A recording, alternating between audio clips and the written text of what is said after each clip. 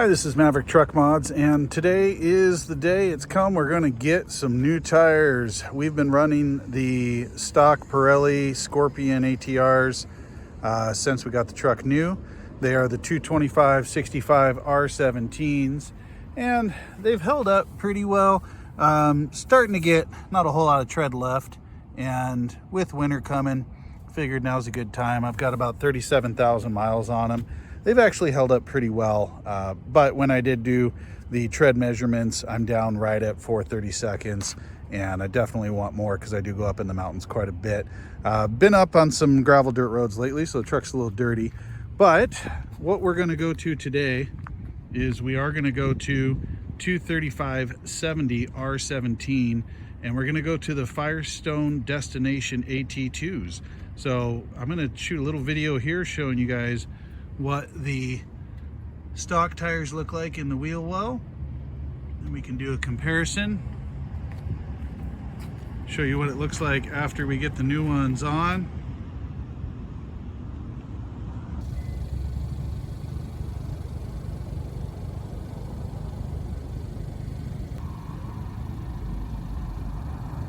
We've got the Firestone Destination AT2s in the 235/70 R17 size installed on the truck. Looks pretty good.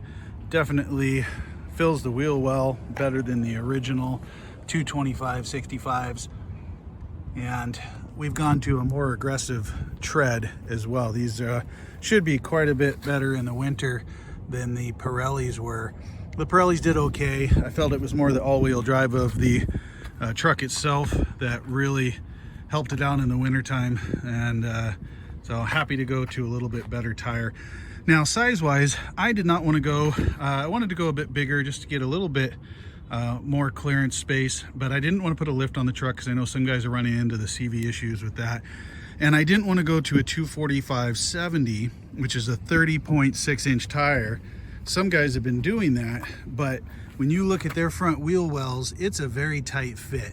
So I felt that the 235/70 was big enough at 30 inches, and it fills the wheel well quite nicely while still leaving quite a bit of room in here. Not a huge amount, but enough. And when we go to a full turn, it's not rubbing or anything. So let me get to the other side and I'll show you what the tread looks like. Okay, a little less sunshine over here, so hopefully we can see a little bit better. Oh yeah, there we go. We can see that tread on there. The Destination AT2s are supposed to have a pretty aggressive tread, good all-season tire, 3-peak rated. And the difference, though, is they do advertise themselves as being a little bit less noisy on the freeway. We'll have to find out if that's the case. I did go with this particular tire over some of the other ones, also because of its weight. It's only a 32-pound tire.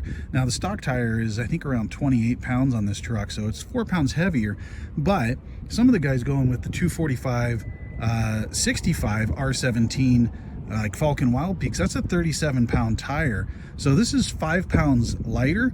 So hopefully, with also all of these on there, it should be a little bit less rolling resistance and a little less weight for the truck, so maybe a little bit better gas mileage. Again, I didn't go with the 245/70s just because they fill up the wheel well a little bit more than I wanted, and I wanted to be able to have a bit more room in here, and especially back towards the mud guards in case we get some snow built up over there when we're doing our winter driving.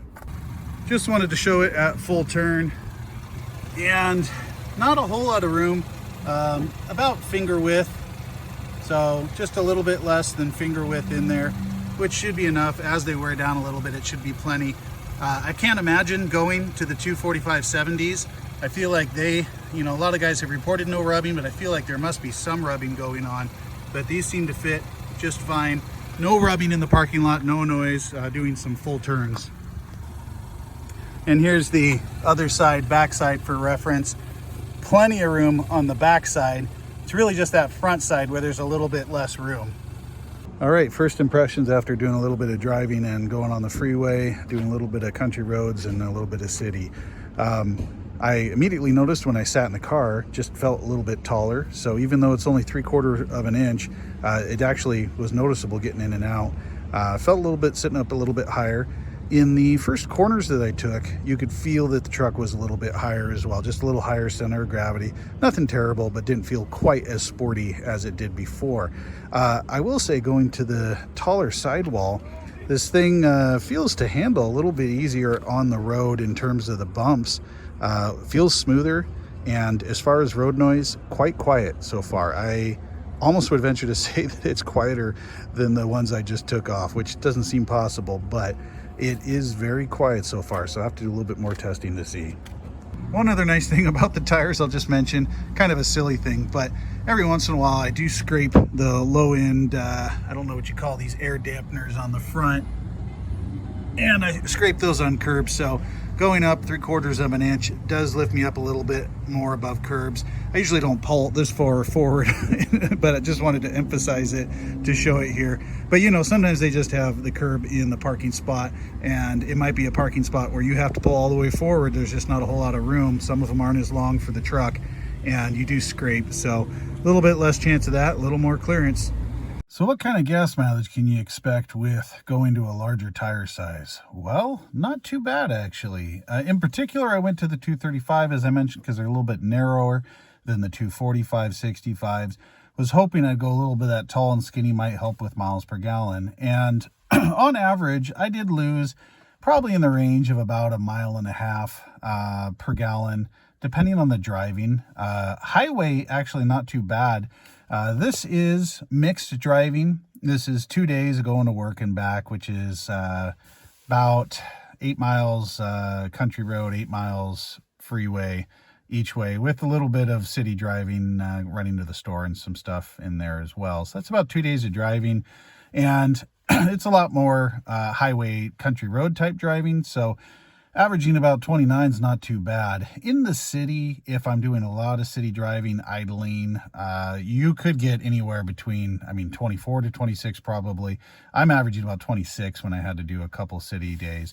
I did just set my trip meter 2 days ago. I filled up with gas and was just kind of seeing what I was getting.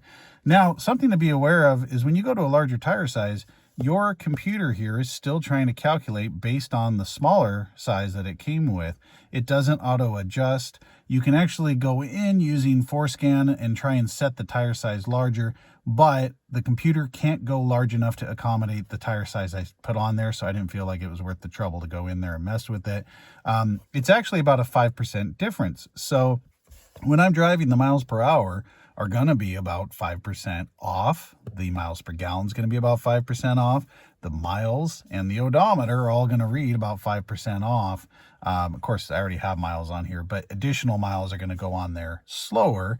This isn't going to show how many miles we've actually traveled. And I did test this using a GPS speedometer, basically see where I was going, how fast. And when this is about 70 on here, I'm actually doing about 72, 73 in that range.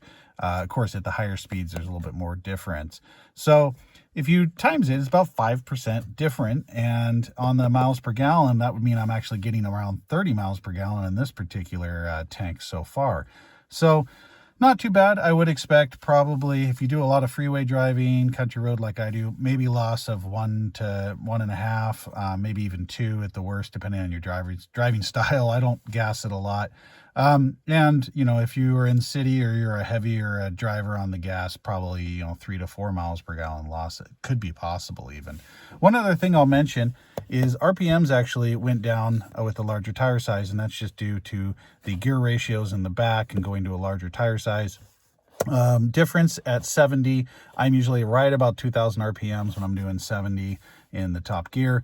And it dropped by about 100 RPMs, which I was expecting that. And not too bad, actually, because that might, lower my engine speed a little bit, maybe a little less gas. But that's one other thing to be aware of. So not too bad on the miles per gallon for going to the larger tire.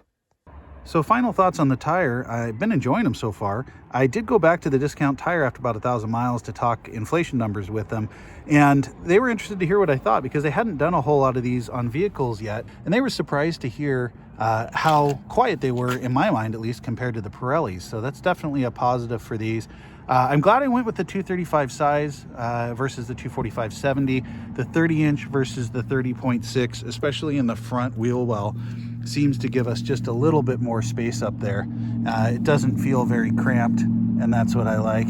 Oh man, I need to go wash my truck today. But yeah, no, I think it was fun to be the guinea pig for these. Not a lot of guys had done the 235/70s yet, so that's why I wanted to do a video on it, and especially in this type of all-terrain tire. So I'll have to do another video later, report back how they do in the snow. Anyway, thanks for watching Maverick Truck Mods.